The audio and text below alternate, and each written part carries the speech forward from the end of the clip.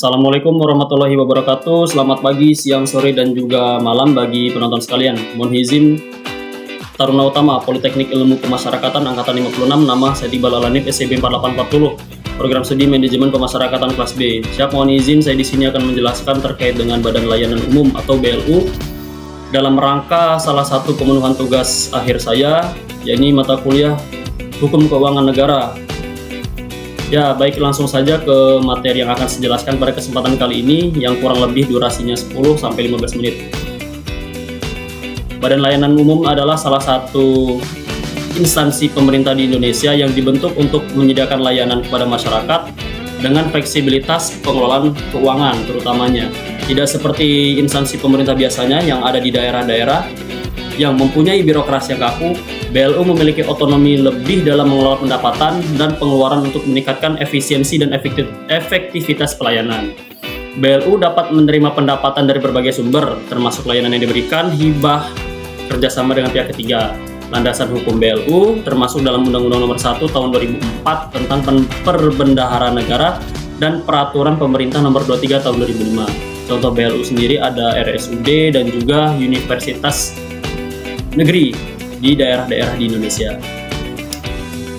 Berbicara tentang latar belakang pembentukan BLU, dilatar belakangi oleh kebutuhan untuk meningkatkan kualitas dan efisiensi pelayanan publik. Sebelum adanya BLU, dulu itu instansi pemerintah seringkali terhambat oleh birokrasi yang kaku dan aturan keuangan yang ketat.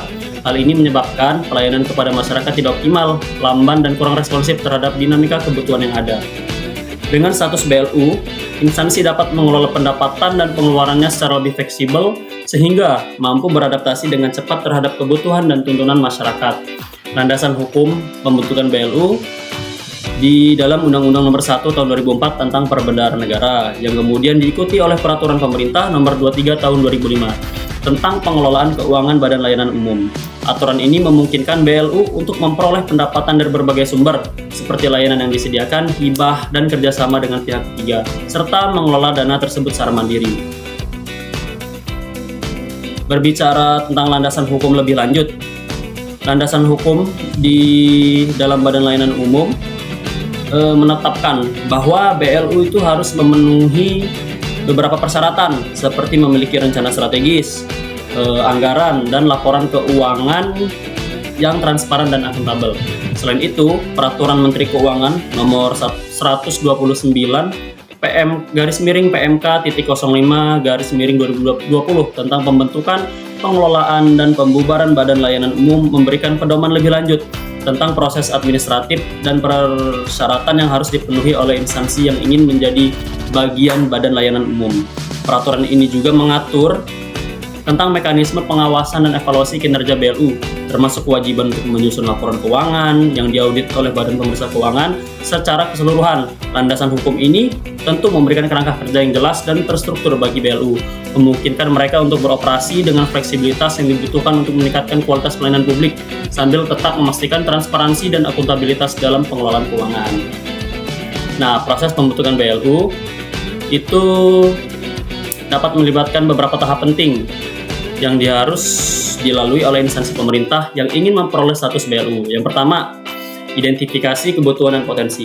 Tahap pertama adalah mengidentifikasi instansi atau unit kerja yang memiliki potensi untuk menjadi BLU berdasarkan kebutuhan pelayanan publik yang lebih efektif dan efisien. Yang kedua, kajian kelayakan. Setelah diidentifikasi yang pertama tadi, dilakukan kajian kelayakan yang meliputi analisis aspek keuangan, sumber daya manusia, infrastruktur, serta pelayanan yang akan diberikan. Kajian ini bertujuan untuk memastikan bahwa instansi tersebut layak dan siap untuk beroperasi sebagai Badan Layanan Umum. Yang ketiga, penyusunan proposal. Setelah yang pertama identifikasi dan kajian, yang ketiga penyusunan.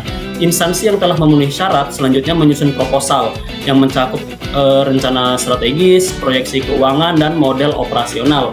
Proposal ini harus menunjukkan bagaimana instansi tersebut akan memberikan pelayanan yang lebih baik dengan status Badan Layanan Umum. Yang keempat, setelah adanya penyusunan proposal, selanjutnya pengajuan proposal. Yang kelima, persetujuan dan penetapan. Jika proposal telah disetujui, Kementerian Keuangan akan menerbitkan surat keputusan yang menetapkan instansi tersebut sebagai badan layanan umum. Penetapan ini memberikan otoritas kepada instansi untuk mengelola keuangan dan operasionalnya dengan lebih fleksibel. Dan yang terakhir, implementasi dan pengawasan. Setelah penetapan, BLU mulai beroperasi sesuai dengan rencana yang telah disetujui. Operasional BLU diawasi oleh kementerian terkait dan harus menyusun laporan keuangan serta kinerja yang diaudit oleh Badan Pemeriksa Keuangan. Nah, selanjutnya adalah pengelolaan keuangan BLU. Bagaimana sih cara pengelolaan keuangannya? Nah, BLU sendiri telah memberikan fleksibilitas dan efisiensi dalam penyediaan pelayanan publik sambil tetap menjaga transparansi dan akuntabilitas. Sumber pendapatan BLU mencakup penerimaan negara bukan pajak atau PNBP, hibah, dan kerjasama dengan pihak ketiga. BLU juga diperbolehkan memiliki rekening di bank umum untuk mengelola dana tersebut. Setiap tahun, BLU harus menyusun rencana bisnis dan anggaran atau RBA yang mencakup proyeksi pendapatan dan belanja dan harus disetujui oleh Kementerian Keuangan dan Kementerian Teknis terkait. Belanja BLU diarahkan untuk meningkatkan kualitas layanan, termasuk pengadaan barang dan jasa, pembayaran gaji, dan investasi dalam pengembangan infrastruktur. Untuk memastikan akuntabilitas dari BLU ini, maka BLU wajib menyusun laporan keuangan yang diaudit oleh Badan Pemeriksa Keuangan atau BPK, serta laporan kinerja yang menggambarkan pencapaian target layanan. Pengawasan dilakukan oleh Kementerian Keuangan dan Kementerian Teknis terkait, yang mengevaluasi kinerja keuangan dan operasional BLU.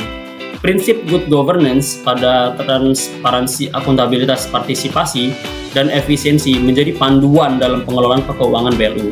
Dengan pengelolaan yang baik, BLU dapat meningkatkan efisiensi dan kualitas layanan kepada masyarakat, memaksimalkan penggunaan dana publik secara optimal, dan tentunya bertanggung jawab.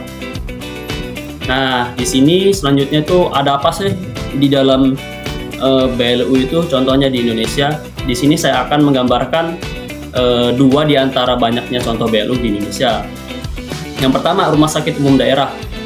Di Indonesia sendiri, langsung aja ke contohnya lah, misalnya Rumah Sakit Umum Daerah Dr. Sutomo di Surabaya. Dengan status BLU, RSUD ini memiliki fleksibilitas dalam pengelolaan keuangan sehingga dapat meningkatkan kualitas pelayanan kesehatan. Pendapatan rumah sakit tidak hanya bergantung pada anggaran pemerintah, tetapi juga dari jasa layanan kesehatan, kerjasama dengan pihak ketiga, dan tentunya hibah. Fleksibilitas ini memungkinkan RSUD untuk memperbarui fasilitas, meningkatkan kompetensi tenaga medis, dan menyediakan layanan kesehatan yang lebih baik dan cepat kepada masyarakat. Nah, yang kedua yang tidak asing lagi adalah perguruan tinggi negeri atau PTN. Beberapa perguruan tinggi di Indonesia sendiri, contohnya mungkin yang sangat famous UI ataupun ITB ataupun yang lain-lain lah. Status ini memungkinkan universitas untuk mengelola pendapatan dan biaya pendidikan, penelitian, konsultasi, dan kerjasama dengan industri secara mandiri. Misalnya, UI dapat menerima dan mengelola dana dari sumbangan alumni, proyek dan riset, dan kemitraan industri yang semuanya digunakan untuk meningkatkan kualitas pendidikan. Selanjutnya kita membahas tentang pengawasan dan akuntabilitas. Pengawasan dan akuntabilitas merupakan aspek penting dalam operasional Badan Layanan Umum. Untuk memastikan transparansi, integritas, dan efisiensi pengelolaan keuangannya, pengawasan dilakukan oleh Kementerian Keuangan dari Kementerian Teknis terkait yang bertanggung jawab untuk mengawasi kinerja keuangan dan operasional BLU. Evaluasi ini mencakup review terhadap laporan keuangan, kinerja operasional, dan kepatuhan terhadap aturan dan standar yang berlaku.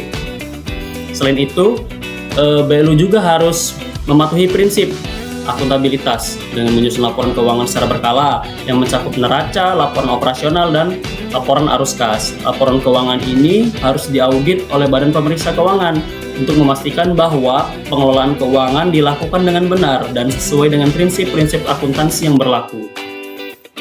Selanjutnya, bagaimana sih masa depan BLU di Indonesia? Nah, masa depan Badan Layanan Umum di Indonesia menunjukkan adanya potensi untuk terus berkembang sebagai instrumen penting dalam meningkatkan kualitas pelayanan publik.